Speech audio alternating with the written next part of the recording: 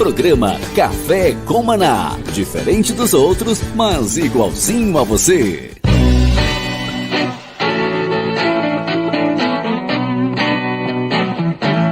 Aí, ó, pessoal, estão entregando aí os cobertores, ó. O nosso CD lá da Sara, Cris, Camila, ó. Os cobertores, roupa de criança. Valeu, pessoal que tá doando aí pro nosso CD, ó. Vamos distribuindo diretamente aqui pro pessoal. Valeu? Deus abençoe, tá, pessoal?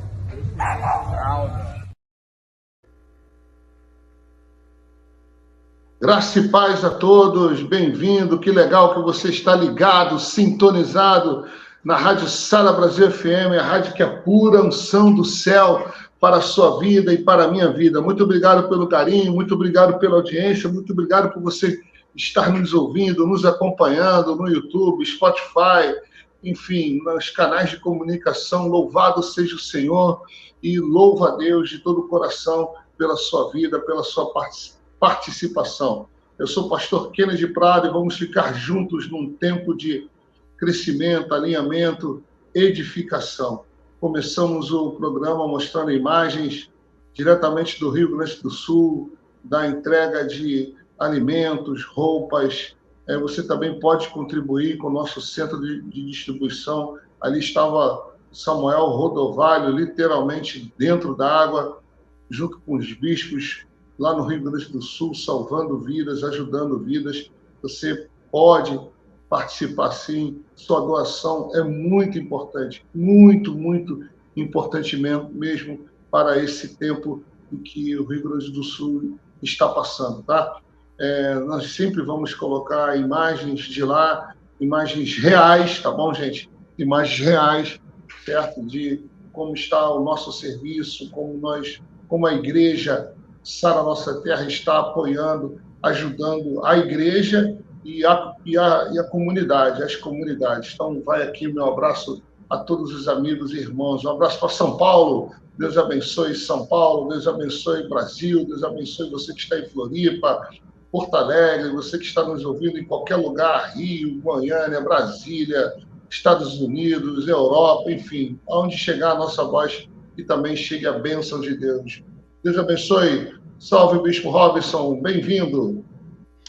Salve, Bispo Pastor Kennedy. Pastor Kennedy, o Denis, que também está conosco. Bonito trabalho, né? Que a Sara Nossa Terra tem feito e muitos outros, né? Como tem sido solidário o povo brasileiro.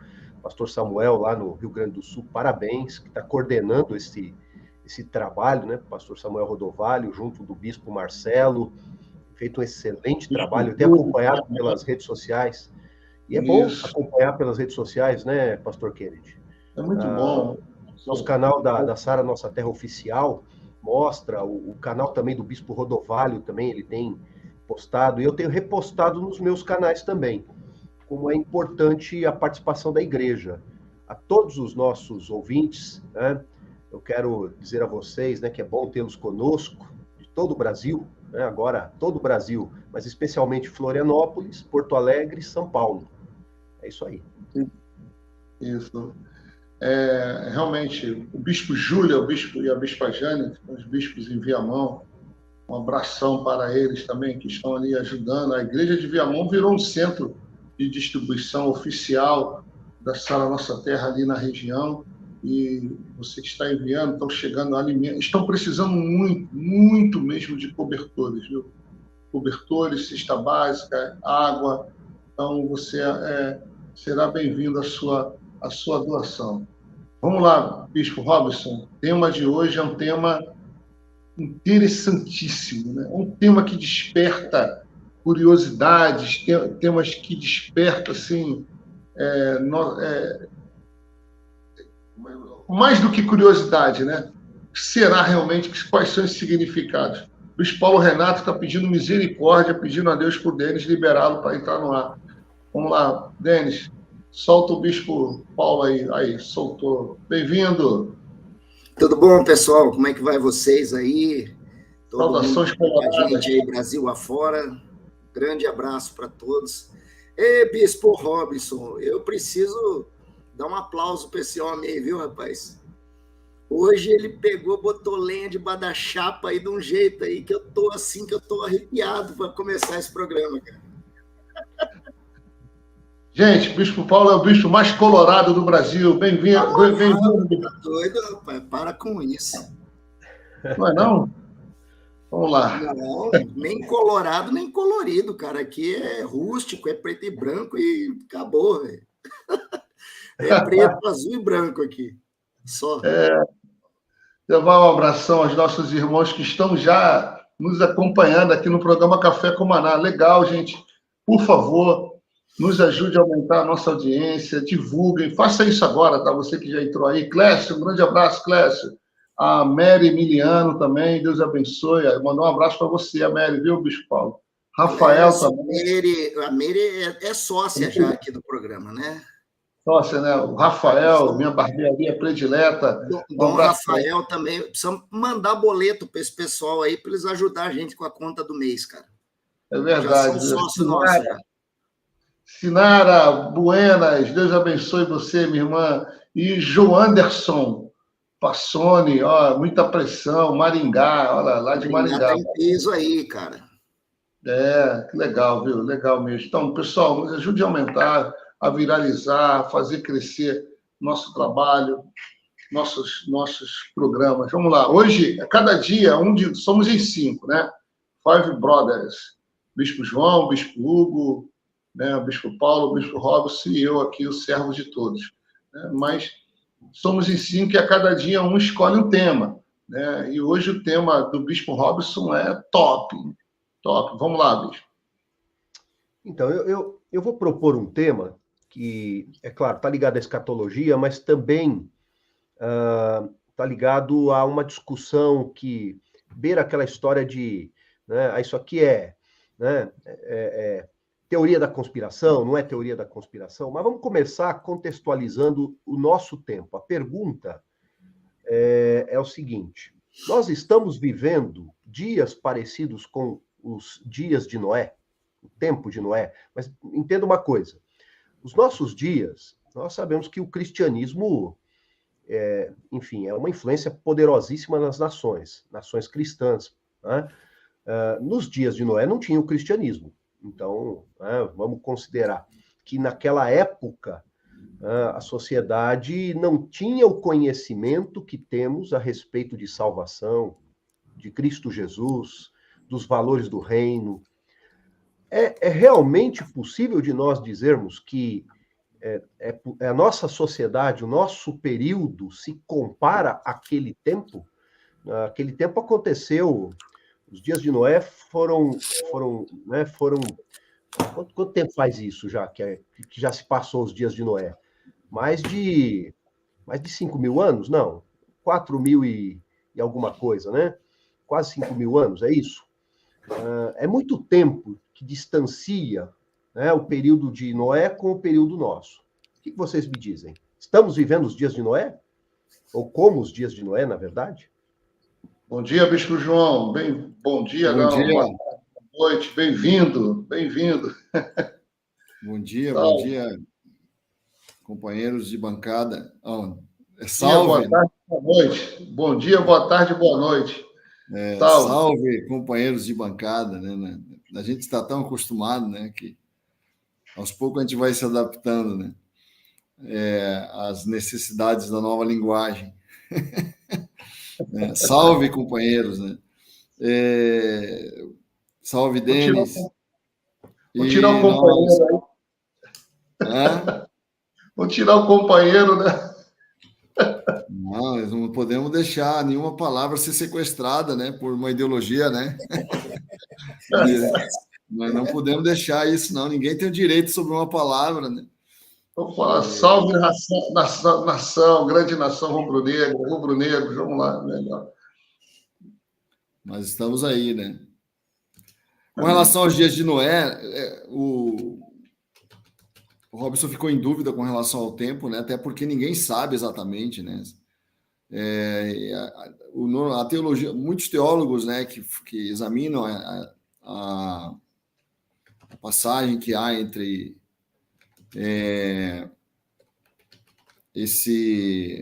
entre o capítulo 1 e o capítulo 11 do livro de Gênesis, né? Muitos consideram esse um tempo desconhecido, na verdade, imemorial, né? Apesar de ter um cálculo, né, do arcebispo Usher, né, que estabeleceu uma data, né, e pelo calendário também de Israel você tem uma data, né, do primeiro dia, né? Estaríamos hoje mais ou menos no ano 5.700 e não sei quanto lá pelo calendário de Israel, contado a partir da criação, né? A verdade é que Gênesis 1 a 11 está num tempo que se perdeu, né? Ninguém sabe exatamente quando é que aquilo aconteceu, se foi há milhares de anos, né? E se há um salto ali de uma geração para outra, né? Como muitos interpretam. Então não dá para dizer quando é que foi o tempo de Noé, né? E certamente era uma realidade profundamente diferente da nossa. Não havia, eu acho que essa observação é importante, não havia um sistema de resistência ao mal como é hoje a igreja, a presença do Espírito Santo, a presença da cultura cristã, ainda que as pessoas rejeitem o cristianismo, as pessoas, sem perceber, abraçam muitos valores que são cristãos, como a misericórdia, a tolerância com o fraco. Isso não existia, né? O mais fraco não era tolerado, o mais fraco ele era simplesmente pisado, né? Não havia essa concepção de compaixão, de misericórdia, como um traço da cultura da época de Noé, né? A cultura era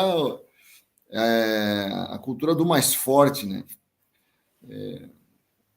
A força do cão, né? Quem tivesse mais força prevalecia, né? Esse era o tempo. Por isso era um tempo de violência, né? Um tempo de injustiça. Não dá para comparar com os de hoje, mas em alguns aspectos, sim, né? Na medida em que as pessoas cada vez mais se distanciam de Deus, né? Se distanciam de uma referência de devoção, né? São cada vez mais indiferentes ao Senhor, né? Então, se por um aspecto nós temos a sombra, vamos dizer assim, né, do cristianismo ainda influenciando a cultura, temos uma postura do homem cada vez mais indiferente a essa influência, né, cada vez mais resistente a essa influência, a influência cristã.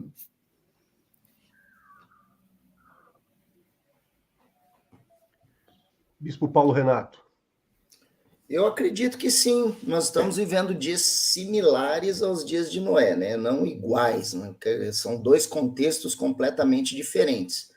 Os dias de Noé são a época chamada antediluviana, né?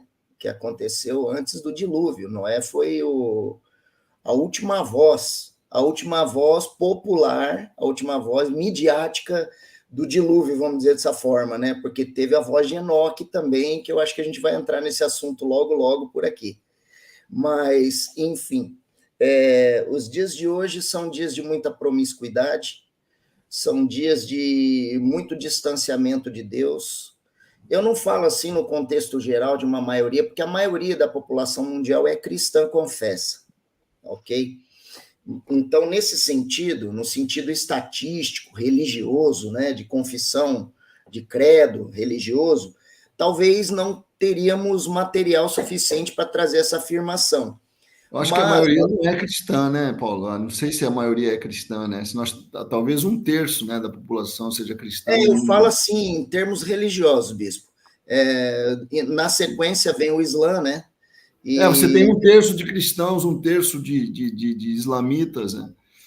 E tem 1/3 dessa população que tem essas religiões asiáticas, né? O budismo. Certo. Eu falo nesse sentido. Que no Ocidente, sim, né? Eu acho que se você pensar em termos de Ocidente, né? Acho que você tem razão. Né? Não, eu falo em termos estatísticos mesmo, matemáticos, assim, sobre a questão religiosa em si. Mas... Conservadora, né?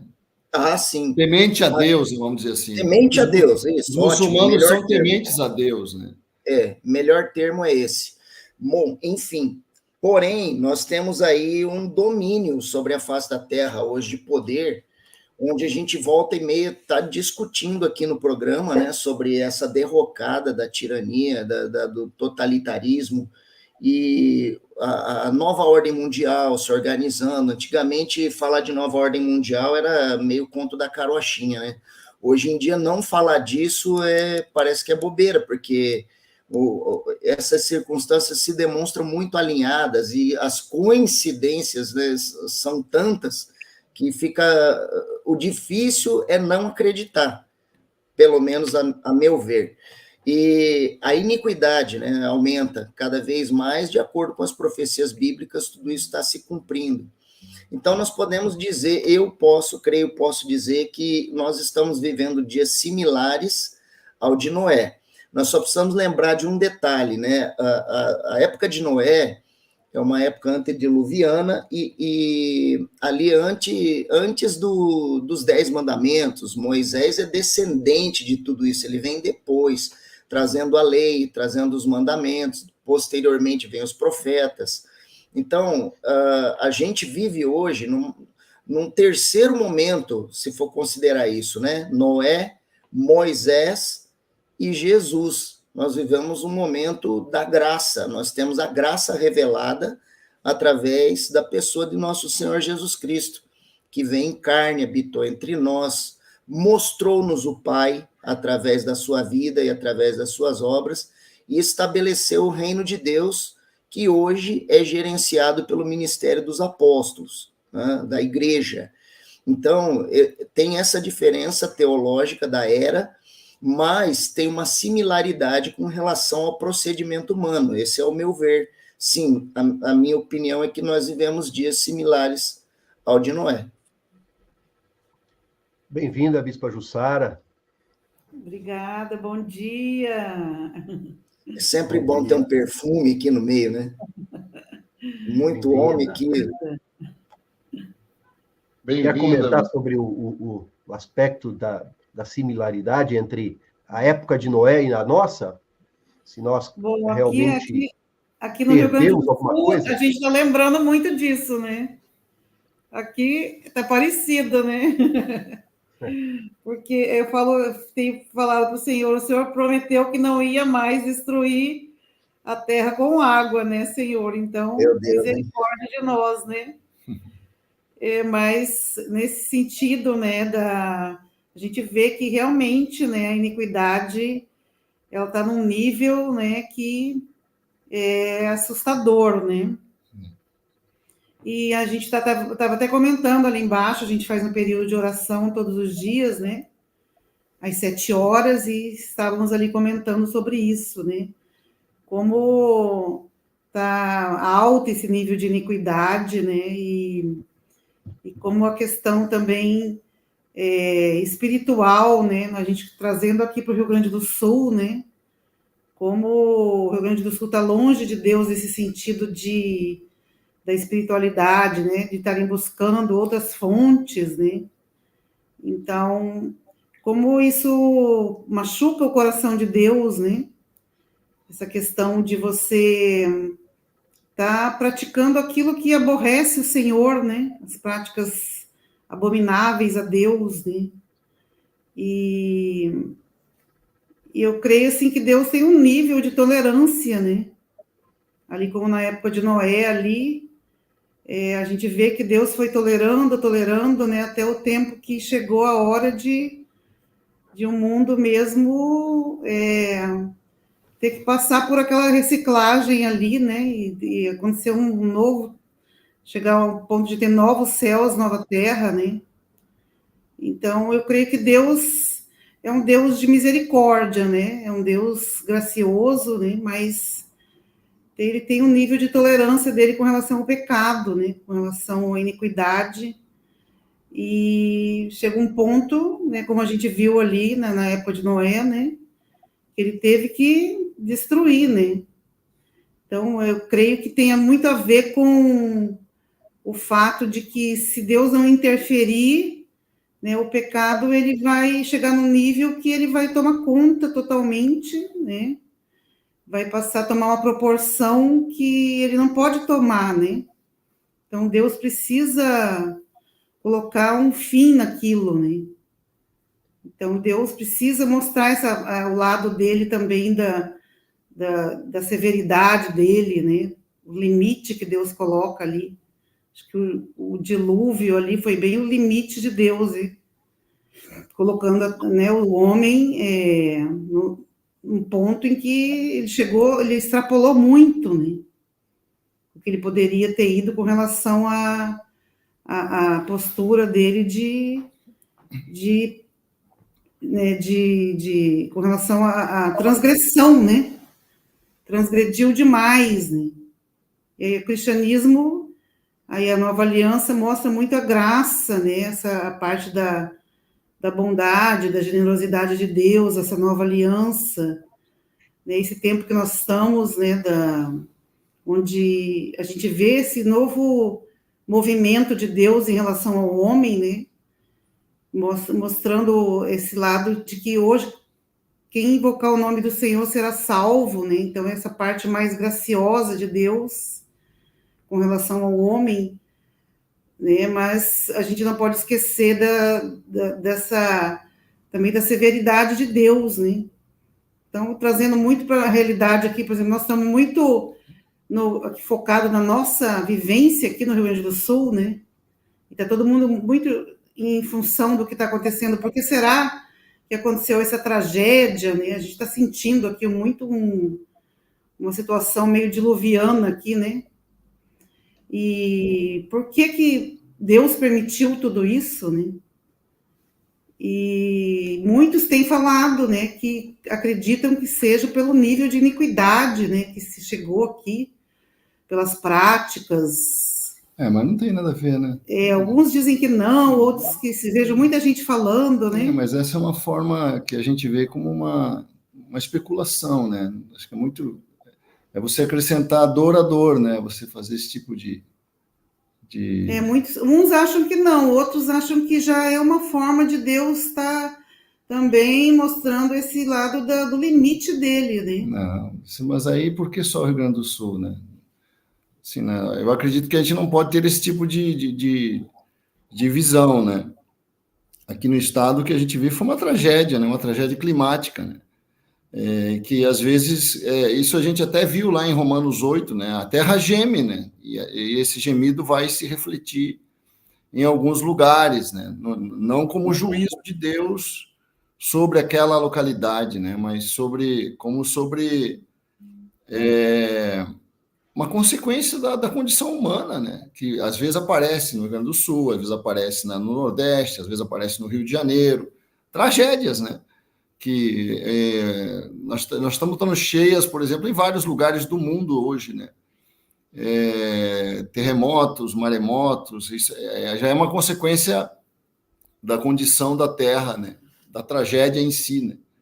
Alguns têm essa posição do João, né? Mas muita gente, eu vejo até pessoas que não são da fé, assim, falando. Até uma pessoa que não era cristã, assim, me falando. Aí entraram pessoas que praticavam coisas assim abomináveis a Deus no Uber e começaram a falar: eu acho que vou pedir para Deus ajudar. Pessoas que não chamavam, não pediam ajuda de Deus, começaram a falar de Deus, né? Então, eu já tenho uma opinião diferente. Eu acho que em todas as situações, mesmo de calamidade, Deus tem alguma coisa que ele está querendo fazer ali. Não que ele está fazendo algo negativo, mas da tragédia ele vai tirar alguma coisa boa ali, e no sentido de salvar o povo, de sacudir o povo, de transformar o povo, né? Assim como no dilúvio ali, né? Deus estava tramando uma civilização melhor, né? Algo melhor. Deus está sempre pensando em algo melhor, eu penso assim, né? Deus não quer destruir por destruir, né? Ele está sempre na expectativa de que algo melhor possa surgir. Quando ele faz algo que aparentemente é destrutivo, é porque ele está querendo construir algo melhor lá na frente, né?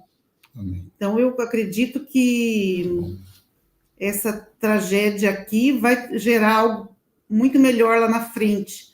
Assim como em todas ali as destruições na palavra, né, o dilúvio e todas as outras, eu vejo que foi uma forma de Deus aplacar ali, né, o mal, né, colocar um limite para o mal, para que o bem possa estar no comando, né. Muito bom.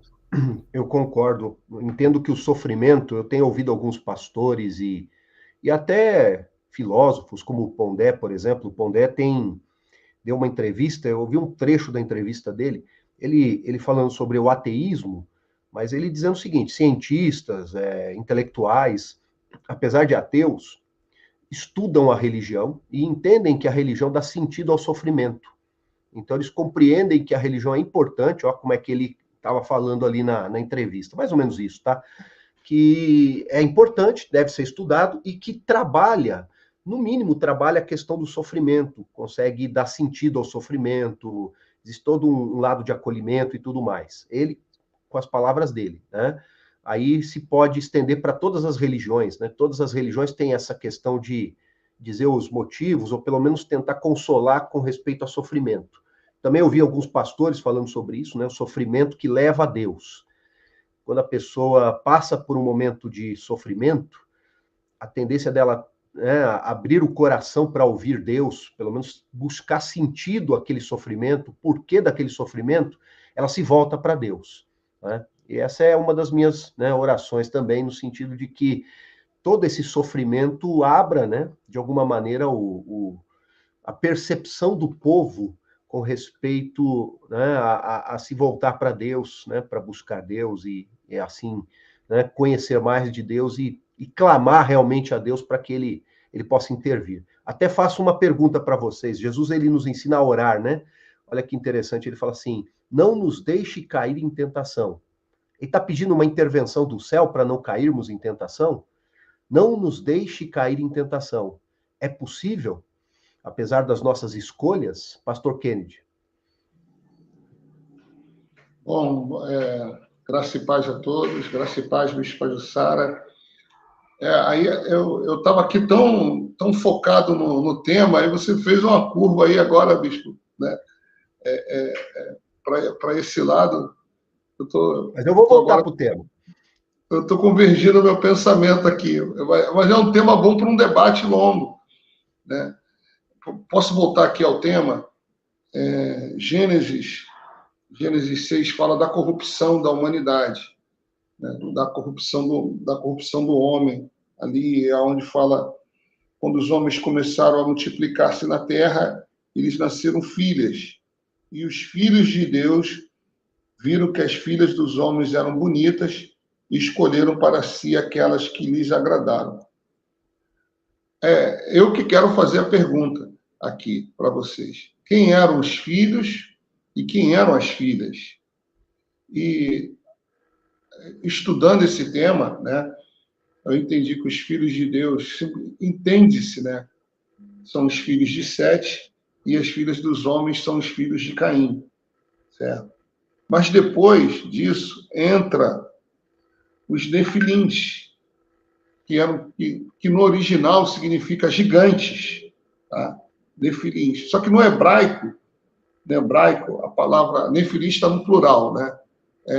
No original são caídos. Gigantes é a tradução já da Septuaginta, mas na tradução mais grega, né? Então ela puxa para o lado gigante, mas no original hebraico são caídos. E a minha pergunta que fica para vocês aqui, dentro dessa corrupção, houve ali uma mistura de anjos caídos com as filhas dos homens, né? E aí originou-se esse período, essa corrupção partiu desse sentido. Lá em Mateus também, quando nós lemos Mateus, deixa eu ver aqui, Judas 1:6, tá? Judas capítulo 1, versículo 6, e fala: e quanto aos anjos que não conservaram suas posições de autoridade, mas abandonaram sua própria morada, eles os têm guardados em trevas, presos com correntes eternas para o juízo do grande dia. De modo semelhante a estes, Sodoma e Gomorra e as cidades em redor se entregaram à imoralidade e às relações sexuais antinaturais. Estando sob o castigo do fogo eterno, elas servem de exemplo. E Mateus fala, ali é Lucas, perdão, deixa eu abrir aqui em Lucas, capítulo 17, tá? Lucas 17, 26, assim como foi, que é a sua pergunta original, né? Nos dias de Noé, também será nos dias do Filho do Homem. Esse também será já chegou, tá? Esse também será, eu digo, já estamos nesses dias em que o povo vivia comendo, bebendo, casando, se dando-se em casamento, até o dia que Noé entrou na arca, então veio o dilúvio. Aconteceu as mesmas coisas no dia de Ló. O povo também estava comendo e bebendo, comprando, vendendo, plantando e construindo. Mas no dia de Ló, que Ló saiu de Sodoma, choveu fogo e enxofre.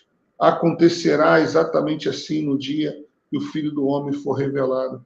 O texto só está falando que eram dias normais.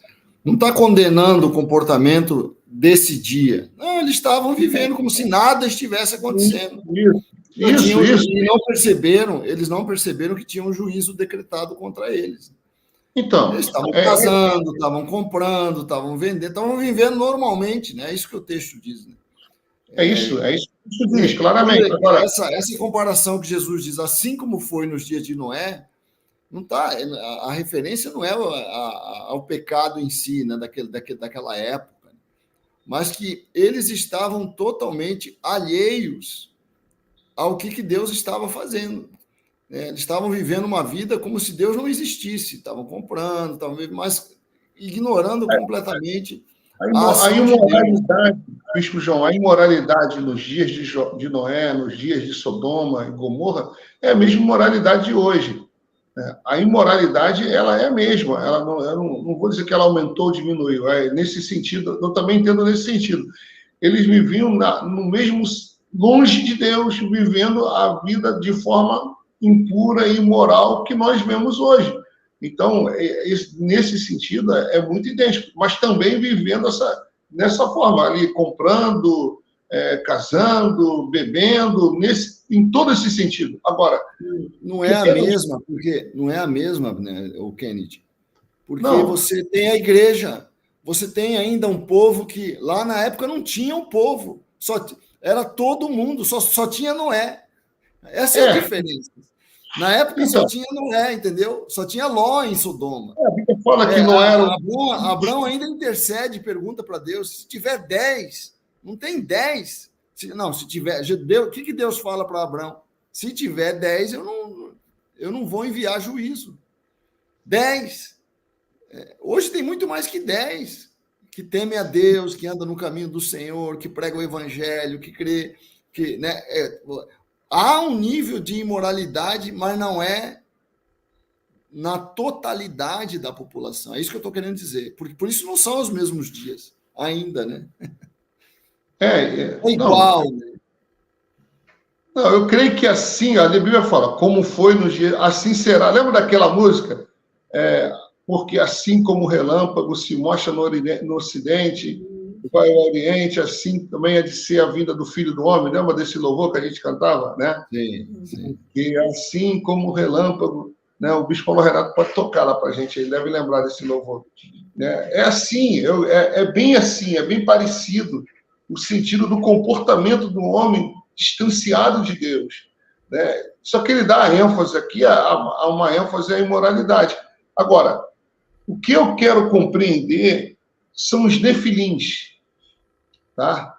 Porque quando a gente lê em Gênesis, tá? Gênesis 6, 4, falam desses gigantes. Quem eram esses gigantes? Que raça era uma raça? Eram homens? Eram misturas de anjos com com mulheres? Isso pode? Vocês acreditam que isso aconteceu? Você acredita nisso, Bispo Paulo? Você acredita nisso, Bispo João? Que anjo cruzou com mulher, né? E nasceram gigantes? Vocês creem nessa teoria? Porque isso não é claro para mim. Agora eu quero saber a opinião de vocês. Eu vou ler um trecho do livro de Enoque, tá bom? Um estudo resumido do livro de Enoque. Nós temos a Bíblia, lembrando que nossa referência é a palavra de Deus. Enoque é um livro apócrifo. Há uma referência no livro de Judas sobre uma das passagens de Enoque, a gente precisa lembrar disso, mas eu vou colocar só para que a gente veja como, se o livro de Enoque retrata de verdade aquele tempo, olha só, vamos lá. Então, vamos ver algumas coisas aqui. É o capítulo 7 do livro de Enoque. Aconteceu depois que os filhos dos homens se multiplicaram naqueles dias, nasceram-lhe filhas, elegantes e belas. E quando os anjos, os filhos dos céus, viram-nas, enamoraram-se delas, dizendo uns para os outros: vinde, selecionemos para nós mesmos esposas da progenie dos homens e geremos filhos. Aí ele vai explicar aqui, porque eu estou pegando um resumo, tá? Mas aqui, deixa eu pegar mais um trecho. Então, seu líder, Samiazá, disse, acho que é essa a pronúncia, Samiasa, obrigado. Eu temo que talvez possais indispor-vos na realidade desse empreendimento, que só eu sofrerei por tão grave crime. É um diálogo entre anjos, tá? Aí continua aqui, e que só eu sofrerei por tal grave crime. Mas eles responderam-lhes e disseram, nós todos juramos, e amarraram-se por mútuo juramento, que nós não mudaremos nossa intenção, mas executamos nossos empreendimentos projetados. Então, juraram todos por mútuo juramento. E aqui fala que eram 200 que desceram sobre o Monte Hermon para fazer esse juramento. 200 anjos. No livro apócrifo, fala o nome deles. Eu não vou tentar mencionar o nome aqui, porque todos são nomes muito ligados ao hebraico, né? A pronúncia, provavelmente eu vou errar. Mas não precisa. Mostra que as mulheres conceberam e geraram gigantes. E aí tem algumas variações, como o próprio Kennedy falou, e aí vai aparecer a palavra nefilins, né? Que mostra essa situação. Mas olha só como que era a ideia dos nefilins no livro aqui. Né? Olha só, deixa eu ler aqui o capítulo 8. Primeiro, tá? O anjo, ó. Como é que é a pronúncia, o Paulo, Renato? Samiasa. Samiasa. Em hebraico tem uma floreada melhor, Samiasa, é mais puxado, tem um Rzinho no meio, mas é isso aí.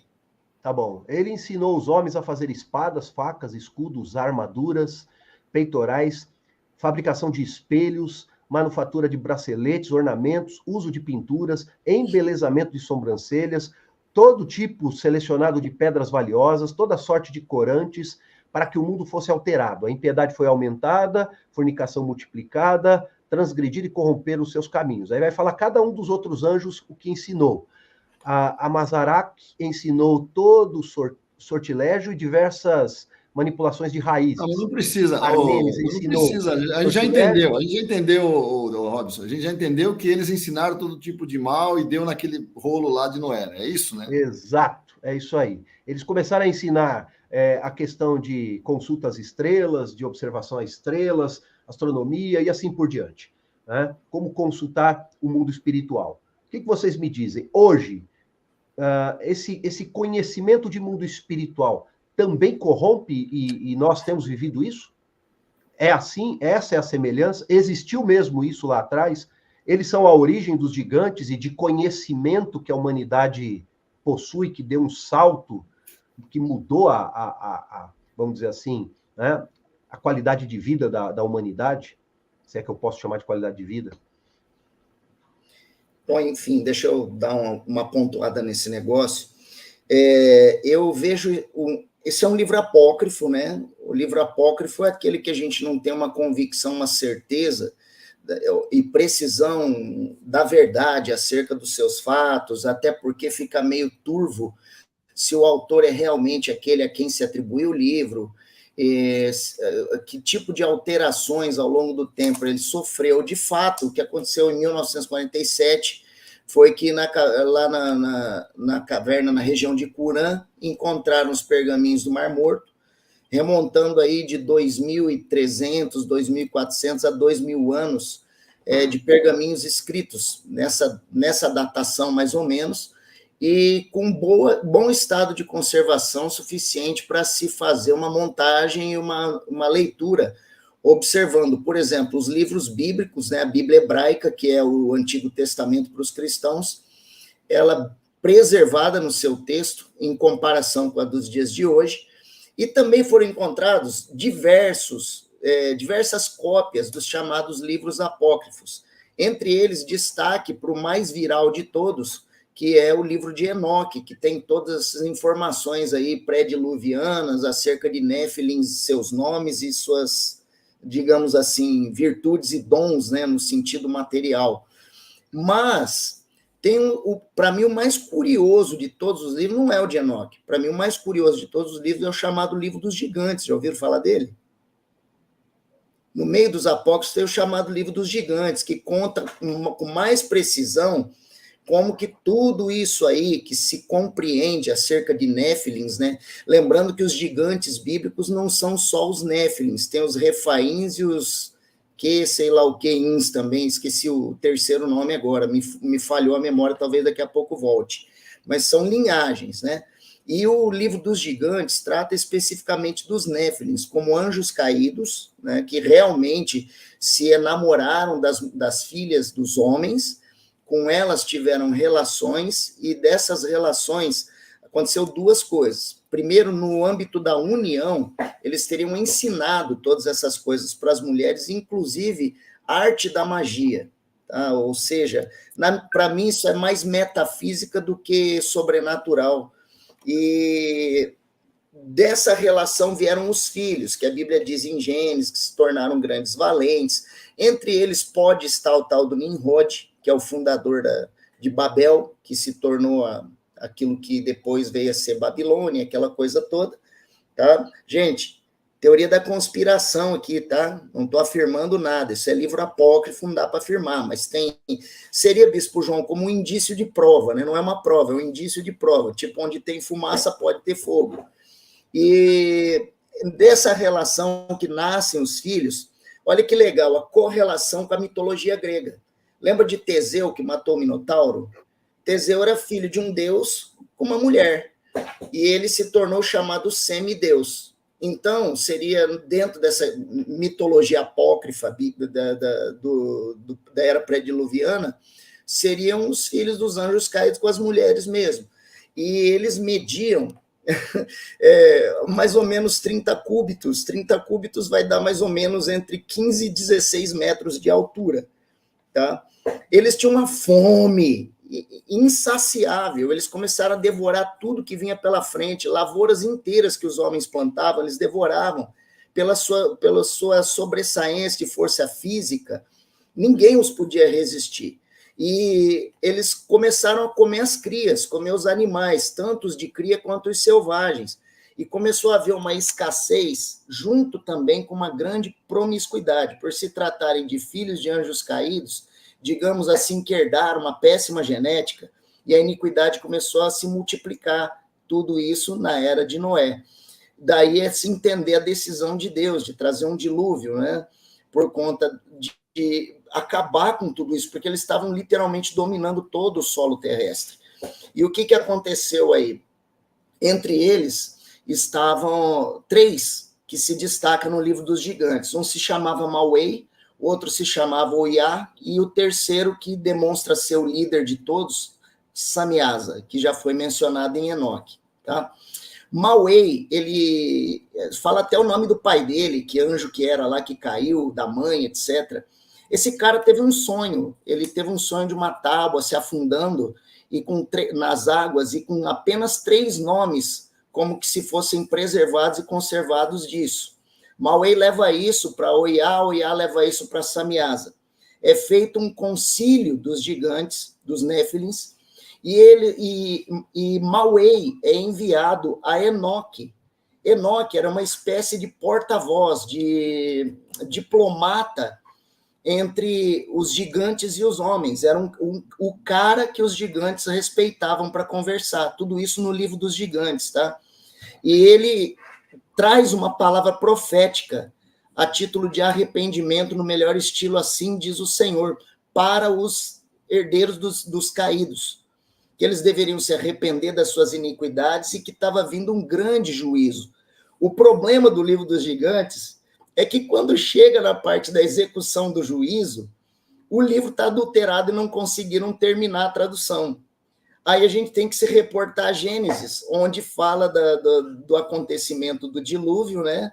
E do grande juízo que veio sobre a face da terra, por conta de toda essa iniquidade a partir dos filhos dos Néfilins, dos filhos dos gigantes. Então, tem dentro desse livro dos gigantes toda essa descrição que mexe com o imaginário de uma forma em geral, né? E dá a se entender algumas razões e porquês, embora a gente não possa pegar, eu particularmente acho que não dá pra, é muito legal tudo isso assim para o imaginário, mas a gente se fundar nisso daí para chegar a uma conclusão é pouco provável ainda por conta de ser um apócrifo, mas que para mim serve aí como um indício de prova, para a gente alimentar uma linha de pensamento sem querer ser conclusivo e preciso através disso, realmente é um fato. Eu sou mais literalista. Vou ser rápido, Bispo João. Eu sou mais literalista, tá? Na ressurreição, as pessoas não se casam, nem são dadas em casamento, mas são como os anjos no céu. Tá? Então, quando eu não compreendo algo, quando um assunto como esse aí, ele não é claro, transparente, eu procuro eu tenho uma posição, eu fico na literalidade do que está escrito. Os anjos não se casam. Né? Não se casam. Então, eu tenho muita dificuldade em acreditar, eu estou dizendo aqui meu posicionamento, não estou dizendo que eu posso mudar de ideia, mas hoje eu tenho muita dificuldade em aceitar que houve uma mistura, que são seres híbridos, né, de anjos que cruzaram com mulheres. Eu tenho dificuldade de acreditar que um dinossauro pode cruzar com uma pinche, entendeu? Né? Ou um jacaré com uma baleia, ou um passarinho, uma borboleta com uma cobra. Eu tenho essa dificuldade, eu não tenho essa imaginação assim tão grande, tão alta, não. Tá? Eu quero até que vocês me convençam que eu estou errado, mas eu não consigo aceitar essa hipótese. Estou aberto a me arrepender, caso vocês me convençam. Eu acho que um princípio básico, né, de interpretação, né, é que você não pode criar nenhuma doutrina em cima de um texto, né, isolado. E que é o caso aqui. Né? Você tem um texto que diz, né, que os filhos de Deus viram que as filhas dos homens eram bonitas e tomaram para si mulheres, aquelas que entre todas mais lhe agradaram. É um texto isolado. É impossível você saber o que o autor está falando, que senão, a não ser que duas tribos se unirem em casamento, duas tribos distintas, né? Não acredito que sejam anjos, porque anjos são seres espirituais, não tem corpo físico, não tem desejo sexual. Se anjo tem sexo, é a famosa discussão, discutir o sexo dos anjos, né? Mas o que nós sabemos é que os anjos são seres não físicos, né? São seres espirituais, eles não têm sexo, eles não têm corpo. E o desejo sexual é muito ligado à corporalidade, né? Ao físico. Tanto que você percebe que há um abrandamento do desejo sexual à medida que a pessoa vai envelhecendo, porque o sexo está ligado à testosterona, né, a hormônios, né? E o anjo não tem hormônio. O anjo não sente atração sexual, né? A princípio seria isso, né? Eu tenho muita dificuldade. É uma interpretação popularíssima. É uma interpretação popular. As pessoas... O Caio Fábio escreveu todo um livro sobre isso, né, chamado Nefilim. Eu não tive ainda a curiosidade de ler, né? Como diz o pastor Joaquim, o meu ex-ídolo Caio Fábio.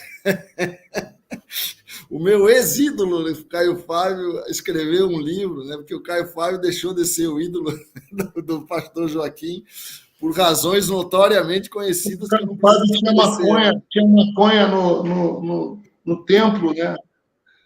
O Caio Fábio... Não, eu sei que parece que nesse livro o Caio Fábio sustenta essa teoria, né? Que os filhos de Deus são anjos. E como Judas faz uma menção ao livro de Enoque, né? Quando ele se refere aos anjos. Aliás, essa foi uma das razões porque o livro de Judas demorou muito para ser incluído no cânon, né? É um livro extremamente controverso no cânon, né?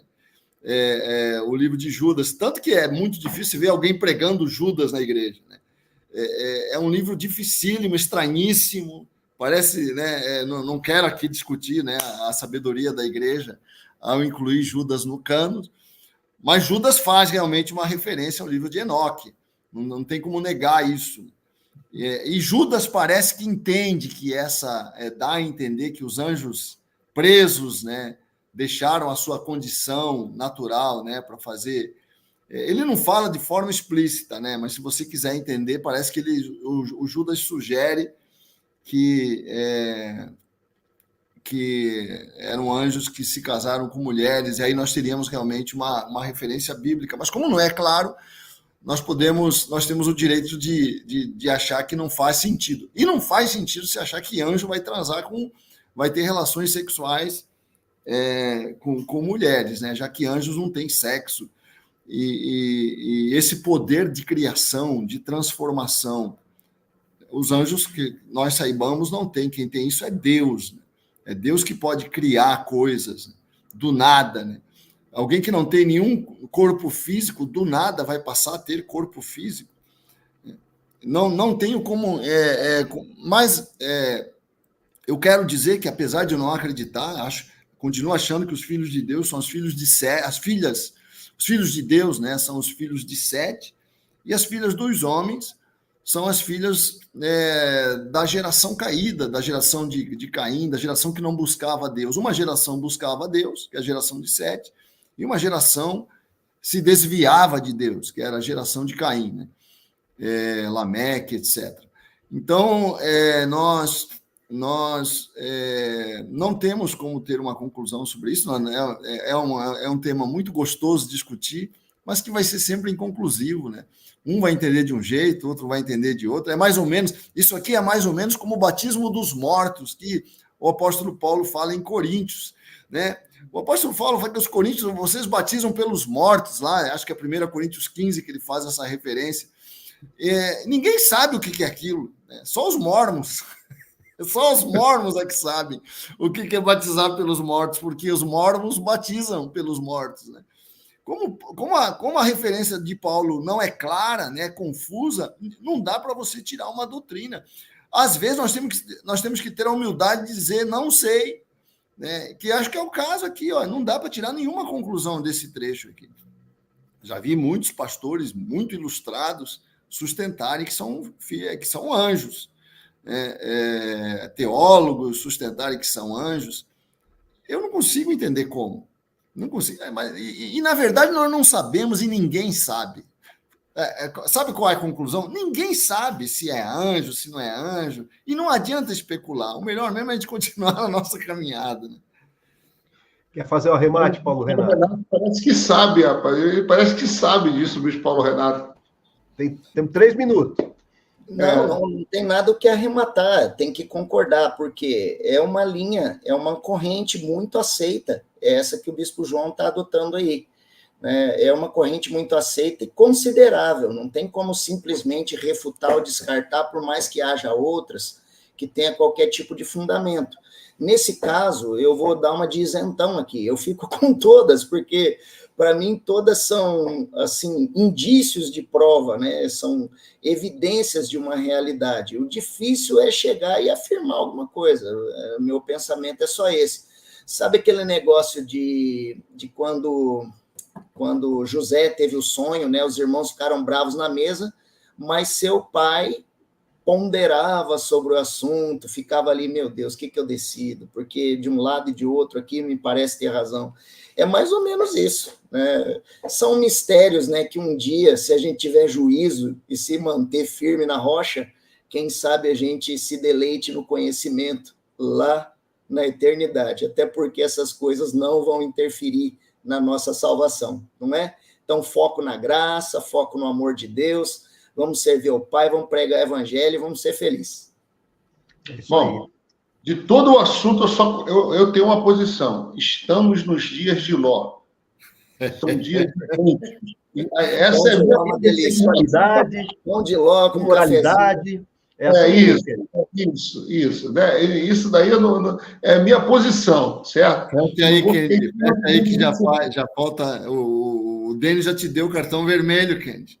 Vamos deixar um abraço aí para a turma da rádio. A gente tem um acréscimozinho aqui. Eu queria responder o Rafael Bastos aqui no YouTube. Ele fez uma pergunta bem legal aqui. Um abraço para todo mundo aí da rádio. A gente segue no YouTube. Vai lá, responde ao Programa Café com Maná. Diferente dos outros, mas igualzinho a você. Muito bem, da rádio para o YouTube agora, o Rafael Bastos, ele fala, bispos, um filósofo dizia, a vida somente pode ser compreendida olhando para trás, mas somente pode ser vivida olhando para frente. Muito bem. O que podemos aprender com esse tema tão rico para os dias de hoje? Vamos pegar esse contexto todo, principalmente essa coisa aí que o Bispo João destacou sobre uma suposta relação entre os filhos de Sete, herdeiros da continuidade da adoração, né? Mas, na verdade, Enos, né? A partir de Enos, voltou-se a invocar o nome do Senhor, que é filho de Sete, né? E Sete seria, assim, a segunda chance de Deus para uma humanidade antes da manifestação da graça. E depois a Bíblia faz o relato também em aberto, assim, inconclusivo, sobre a partir de Enos voltar-se a invocar o nome do Senhor. Talvez Enos tenha tido atitudes como do seu tio avô Abel, né? De conseguir tocar o coração de Deus com algum sacrifício, com alguma oferta, com aquele temor resgatado de Abel, né? Genuíno, puro. Mas, enfim, o que podemos tirar de lição nos dias de hoje? Dá uma olhada só, uma geração de uma segunda chance de Deus, de uma repescagem do bem, que de repente cruza com as suas primas distantes aí, filhas dos outros filhos, né, de outras gerações, de outra linhagem aí, de Caim, por exemplo, né, e se envolvem com elas dentro de uma suposição, né, desse caminho que foi feito aí, e dá toda essa confusão, esse conflito que tem aí. Está parecendo aquela coisa de Diná, né? Irmã dos meninos das 12 tribos de Israel, a princesinha, estava bem em casa, um dia foi todo mundo dormir, ela combinou com a amiguinha pelo WhatsApp, né, para dar um rolê, para ir num inferninho dessas baladas, encontrou o príncipe lá e lascou tudo, né? Você vê como os servos de Deus têm que vigiar, né? Tem que vigiar. Vigiai e orai, né? Para os dias de hoje, eu acho que essa lição toda, Rafael Bastos, ela serve porque aquele que está de pé tem que cuidar para não cair, cara, porque a linha é muito fina, não existe muro divisório entre o bem e o mal, existe o bem e o mal, não tem um terreno ali, um muro, uma cerca elétrica, impedindo que quem está lá passe para cá e quem está cá passe para lá. Já pensou que crueldade, né, seria se quem está do lado ruim não pudesse vir para o lado bom, mas ao mesmo tempo tem a dificuldade. Quem está do lado certo tem que vigiar para não cair para lá. 2 Coríntios 6, 14 e 15. Não se põe em julgo desigual com os descrentes, pois o que tem em comum a justiça e a maldade? Ou que comunhão pode ter a luz com as trevas? Que harmonia entre Cristo e Belial? O que há de comum entre o crente e o descrente? Isso é Paulo falando, né? Então, se tem uma lição nesse sentido, né? Essa mistura que gera, vamos falar, uma deformidade, seja os nefilins, gigantes, seja os filhos de Sete com as mulheres de outra, né, de outra linhagem que é caída, a questão é que gera algo desigual. Então, nós temos que nos manter firmes e ouvir o conselho apostólico, né? Não se põe em julgo desigual. É isso aí, eu concordo. Estou de acordo. E você, pastor Kennedy? Também. Acho que a lição é essa, né? A lição é a mistura, né? A mistura sempre traz confusão, né? É um assunto gostoso mesmo, mas não é um assunto simples, fácil aqui da gente chegar e concluir. É isso, tenho essa opinião, essa visão, né? Então, eu fiquei estudando, eu falei, Jesus, esse assunto é tenso, gera muita curiosidade, né? Entendeu? Gera muita curiosidade, mas é meio como desenho animado para mim, Superman, né? O Superman parece um anjo que caiu na Terra, e aí, mas ele evita namorar lá a Grey, como é que é o nome daquela repórter? A Lane, entendeu? Aí ele faz então, aí nós vemos na mitologia, né, os heróis gregos ali tendo é muito parecido com isso. E aí, como é mitologia, e aí a mitologia é algo que eu vejo muito que é da imaginação, né, não tem um fundamento assim tão racional, eu dou um passo atrás. Aí eu prefiro o livro de Enoque, por exemplo, o livro de Enoque é um livro apócrifo que foi escrito depois das profecias, depois de Malaquias. Parece que foi escrito ali no ano 200, 300 antes de Cristo, quer dizer, numa época propícia para esse tipo de fantasia, né? O livro de Enoque não tem nada no livro, né? É um livro escrito recente, assim, pouco tempo antes de Cristo, né? Na época da filosofia grega, muito já debaixo da influência da filosofia grega, né?